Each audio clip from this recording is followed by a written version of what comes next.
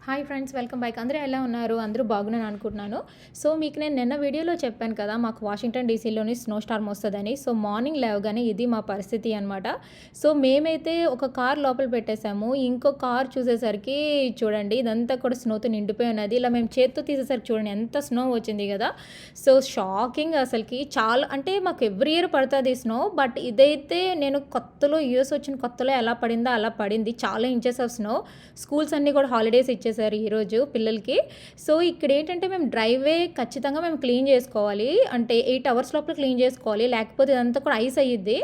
Ice అయితే clean చేయడం చాలా కష్టం. ఎందుకంటే జారిపోతాము. కార్స్ స్కిడ్ అవుతది గూడాను. చాలా డేంజర్‌గా ఉంటది. సో, క్లీన్ చేసుకొని సాల్ట్ వేసుకోవాలి. తర్వాత మేమేమో కార్ లోపల పెట్టేసాము. సో, మా డ్రైవే కాబట్టి మేము క్లీన్ చేసుకోవాలి. సో, బయటంతా కూడా వాళ్ళొచ్చి మిషన్స్ తోటి క్లీన్ చేసేస్తారు. ఓన్లీ మాకు కార్ పెట్టిన దగ్గర క్లీన్ చేసుకోవాలి.